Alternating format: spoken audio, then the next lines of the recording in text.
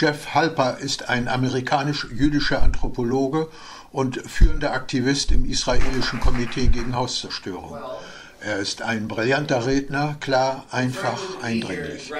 Hier ein halbstündiger Mitschnitt aus einer zweistündigen und denkwürdigen Veranstaltung in Bremen, nur auf Englisch. Es existiert auch ein vollständiger Audiomitschnitt einschließlich Übersetzung.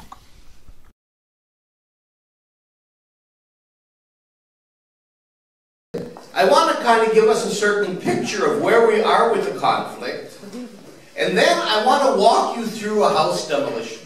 Because this isn't simply an abstract political discussion, but this is a conflict with an occupation that tremendously affects the lives of Palestinians. We focus on the issue of house demolitions because it gives us a window to understand how Israel is actually conducting its occupation after almost a half century. It certainly lets us understand what Israel's intentions are, where it's going in this conflict. I'm an anthropologist by profession. We approach the world from the ground up. I see what's happening on the ground, and if that doesn't agree with what the politicians are saying, then I go with what they're doing on the ground rather than with what they're saying. Now, this is a conflict that is not merely a local fight between Israelis and Palestinians. If it was merely that, it wouldn't be so important for us. But first of all, it's a conflict that challenges our whole aspiration to try to move from a world that's run by militarism and power to a world run, an inclusive world run on the basis of human rights and international law. And that challenge to human rights is supported by the German government. Israel, with its occupation, is supported by Europe, the United States, and much of the international community. So if Israel wins, and that's a possibility, and an entire people is permanently imprisoned, it sends a chilling message to all the other oppressed peoples of the world that you have nothing really to protect you. The Israel-Palestine conflict also disrupts the entire Middle East. And there's also a major German component to this story. Besides the absolute support that Germany gives to Israel in its occupation, you know, for Israel, the entire international community is reduced to two bodies that matter: American Congress and Germany. If we have those two bodies on our side, we win. Nobody can touch us. So not only does Germany support Israel uncritically, but it's supplying some pretty major weapons to Israel as well. This is one of 9 nuclear-capable submarines that Germany is supplying to Israel. Why a country of 8 million people needs 9 nuclear submarines is really a question we should be asking. It's obviously not to fight the Palestinians. 2 or 3 of the nuclear submarines are gifts of the German people to Israel. So in the name of the Israeli people, I want to thank you very much for that. It's exactly what we wanted for our birthday.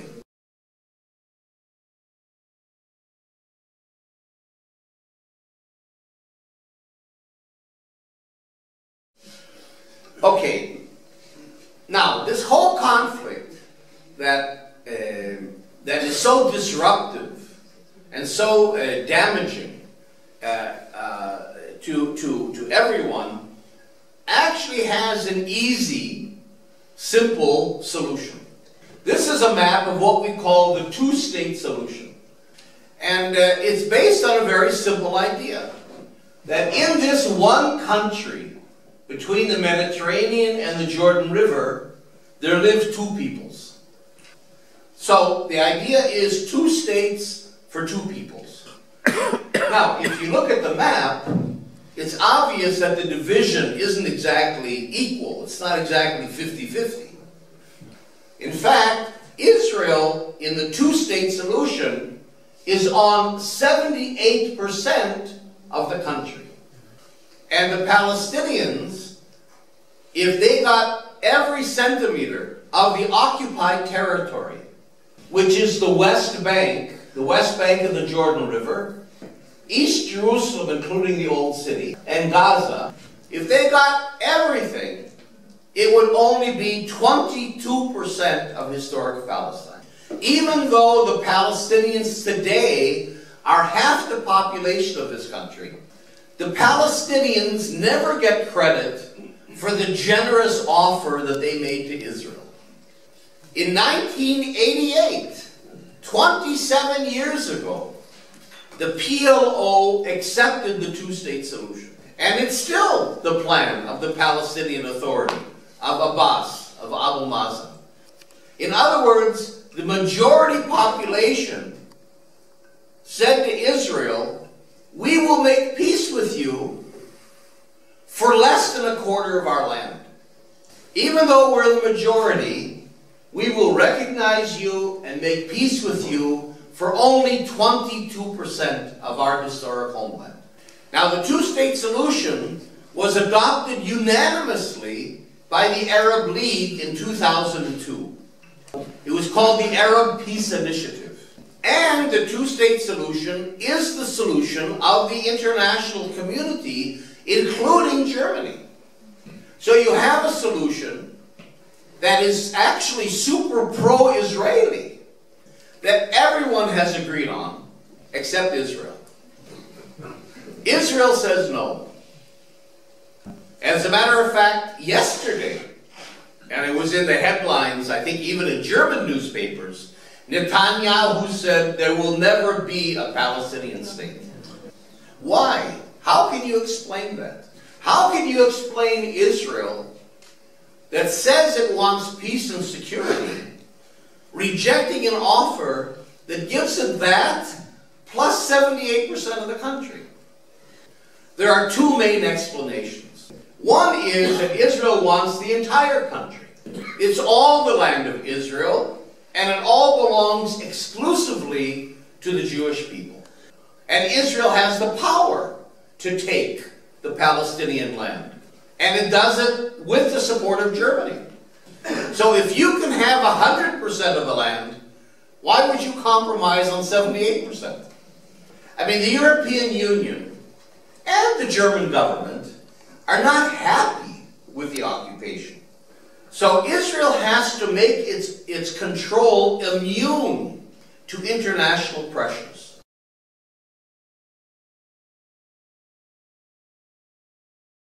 And that it does by laying over the occupied territory what it calls facts on the ground. Now, all these blue blotches all over are Israeli settlements. There's 200 Israeli settlements in the occupied territory. 600,000 Israelis live in the occupied Palestinian territory. In 4 years, there'll be 1 million. And Israel and the settlements exist, you see, in all this gray area that's called Area C, which is 62% of the occupied territory. We don't use the word West Bank in Israel. We talk about Judea and Samaria. So areas A, B, and Gaza are 38% of the occupied territory. So let me tell you where we are. 95% of the Palestinians live on 38% of 22% of their country.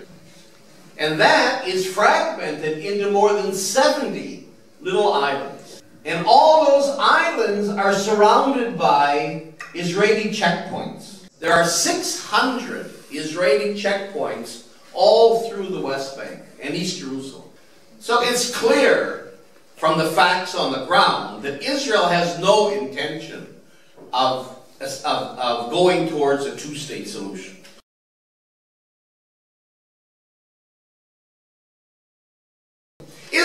built a wall just to be the last nail in the coffin of a two-state solution. Now, with all due respect, our wall is a wall. Your wall was 4 meters high. Our wall is 8 meters. You are the winner. Our wall is 5 times longer than your wall was. And your wall was linear. It went like this. Our wall imprisons tens of thousands of Palestinians in cells. And the wall has nothing whatsoever to do with security.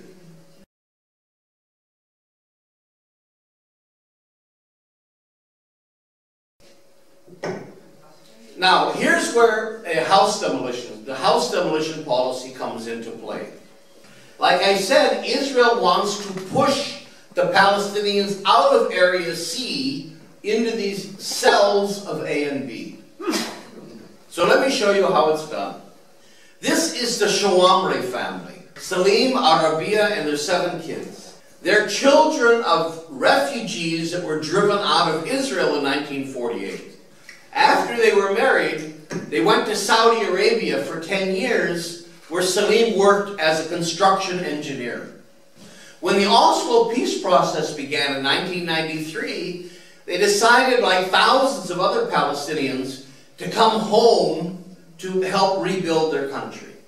So they bought a little plot of land in the town of Anata, which is right next to Jerusalem.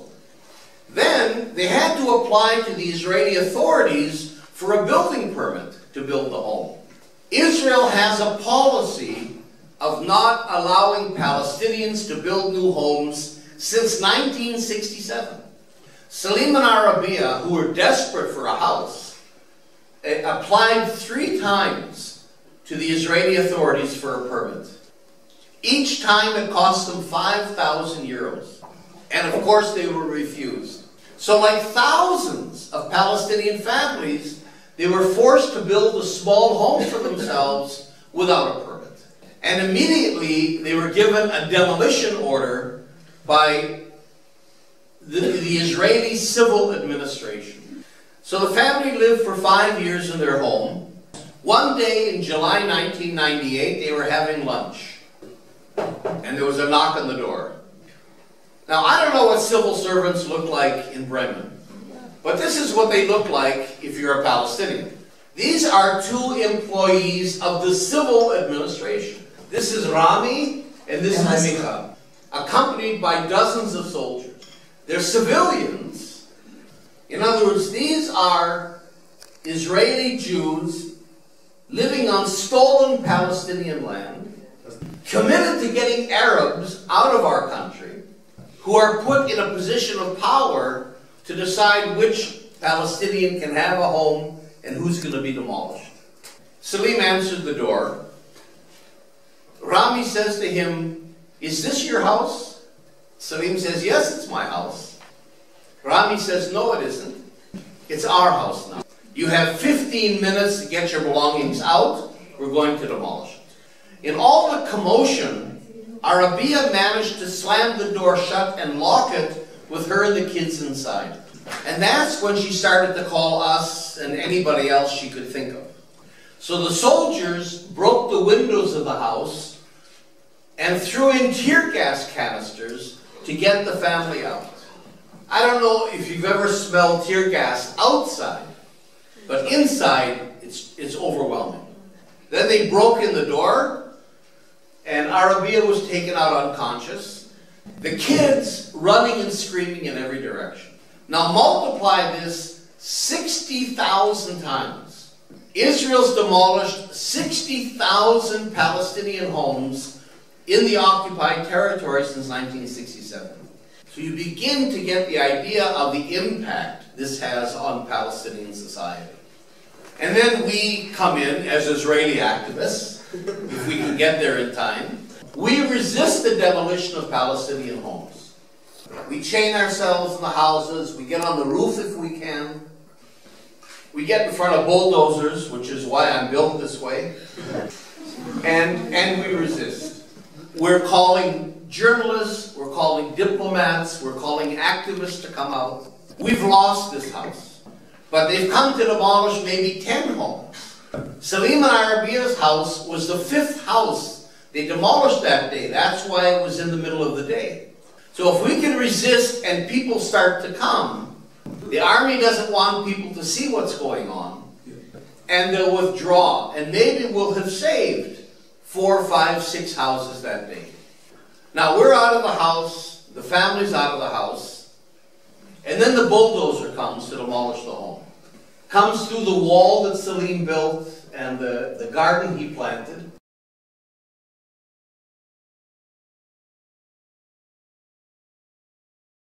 Israel has convinced governments, the media, the public, that everything it does is for self-defense. We're fighting terrorism. But look, there's nothing security in this story. Of the 60,000 homes, almost none of them were demolished for security reasons. This is a proactive policy of taking Palestinian land and displacing them. So Israel turns the whole thing on its head. We're the victims. We Israelis are the victim. We're the 4th largest nuclear power in the world. We have 9 German nuclear submarines. We're an occupying power for the last 50 years. But we're Jews, so we're the victims. And Salim and the Palestinians are the perpetrators. They're the bad guys. So looking at house demolitions really shows us what the real power relations are. So, what we do as an Israeli organization is to rebuild homes that have been demolished. We rebuild homes as political acts of resistance. You see, here's the tent that the Palestinian family gets when their home is demolished from the Red Crescent Society. And we begin to rebuild the home as an act of political resistance. We've built 187 Palestinian homes over the last 14 years.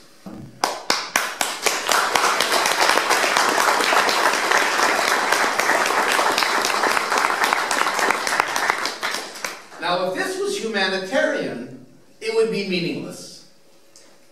What's 187 out of 60,000? But if you look at this politically, 187 joint acts of resistance of Palestinians and Israelis together, that's much more meaningful. We work through Palestinian organizations like the Land Defense Committee. This is maklube, the Palestinian national dish. So it takes us weeks to build a home. We're really working together and in political solidarity, but also getting to know each other. Here's Arabia between 2 Israeli women rebuilding her home. This is a woman who's traumatized, who's scared, who's never met an Israeli who wasn't a soldier. And here come Israelis to help her build her home. So it's not only political solidarity, but it's very important personal support as well. And we begin to get the house up. And the house is up. You can see the scaffolding, and we just poured the concrete for the roof the night before. But demolition orders are forever. And I had a feeling they're going to come back the next day to demolish the home again. So we spent the night out there that night. And sure enough, 4:30 in the morning, the soldiers and the civil administration come back to demolish the home. Here's Micha, the bulldozers, the soldiers, and the home is demolished again. Salim's face kind of says it all. We didn't even have a chance to drink our coffee yet in the morning. We're not going to let the occupation win. If they demolish 100 times, we're going to rebuild the home 101 times. And we got a small house up again. The family moved in. And the next day, the civil administration came back again to demolish. And the story repeats itself. Micha, the workers sent in to take out the furniture, and the home is demolished again. This time by a pneumatic drill in order to dig up the foundations so we couldn't rebuild. And the home is gone yet again. Salim says the demolition of a home is really the demolition of a family. Men, women, and children react very differently to a demolition. For men, it's a humiliating, emasculating experience. A man can't protect his family, he can't provide shelter for his family, but at least men can get out in society to vent. They can get their anger out. For women, it's a very different situation. It's a double tragedy. Most Palestinian women don't work outside of the home. So for them, the home, the domestic sphere, defines them as people, as women, as mothers, as wives. And then there's the kids. This is Lena, Salim and Arabia's daughter. During one of the demolitions, she went blind. All of a sudden, she couldn't see. We put her in the car, and we rushed her to the hospital. In the hospital, as she started to calm down a bit, her sight began to come back. And the doctor explained that it was a kind of hysterical blindness. When your mind can't process what's going on, it simply shuts down. And it was lucky that her sight came back on its own. So you can imagine the trauma that these kids are living throughout Palestinian society. Now, I'm not going to continue the story, but Salim and Arabia's home was demolished 6 times, and we rebuilt it each time. On one of the houses, we put this mural. It's a dead Caterpillar bulldozer on a pile of dead weapons, and there are the figures of 2 women hovering over the scene who died in demolitions. Last year, the Israeli army demolished Salim and Arabia's house twice. Once in January, we rebuilt in the summer, and again in November. This time they came in the middle of the night and threw the family out of the house. This is what we found in the morning. All the belongings again thrown out. And the story continues. Now, out of the 187 homes, 175 still stand. Knock on wood.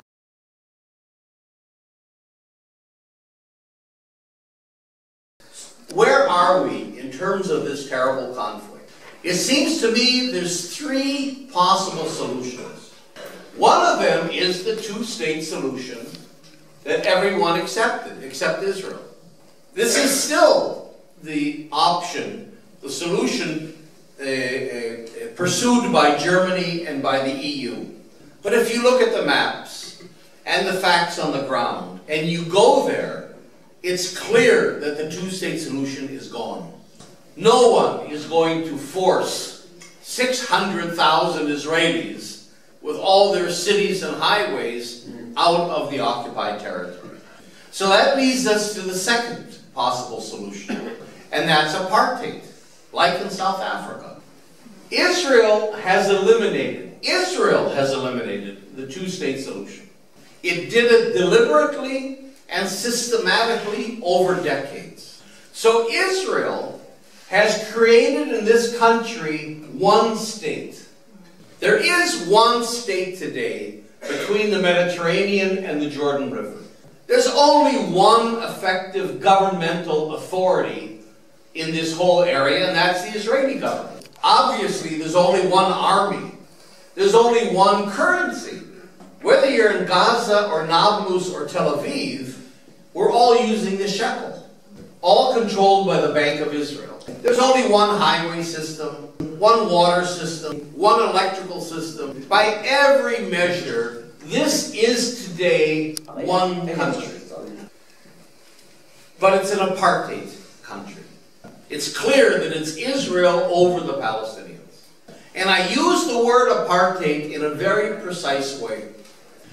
In international law, apartheid means 2 things. There's 2 elements to apartheid. One is when one population separates itself from the others, That's the apart. And then that population creates a regime of permanent domination. And that's clearly what we have in this country. This is a solution that Israel wants. Israel says, we won. It's over. We have control of the entire country. The Palestinians are imprisoned in these little islands. We've pacified them more or less. And we've done all this with the support of Germany and the Europeans. Unlike South Africa, we can succeed in having an apartheid state. It could be that Israel has managed to create an apartheid situation that's very stable and that the international community can live with. Concepts of justice, human rights, international law are not parts of government policies. As the nuclear submarines show, governments work only by power. And Israel can be a military ally of Germany, not the Palestinians. So we have to say apartheid is not an acceptable solution to us. And that leaves us to advocate the third solution. And that is, we say to Israel, okay, you won. This is now one country. You made it one country. You destroyed the two-state solution. And we accept that. But now, we don't accept apartheid. So we're going to take the one state that you, Israel, created, and we're going to make it a democratic state of equal rights for all its citizens. Israel, you have a choice. You can be kind of a Jewish state if you accept the two-state solution. But the minute you decide to take all the land in the country and incorporate 4.5 million Palestinians, you have to give them equal rights. And so our job is to turn Israel-Palestine into a democratic state of all the peoples living there.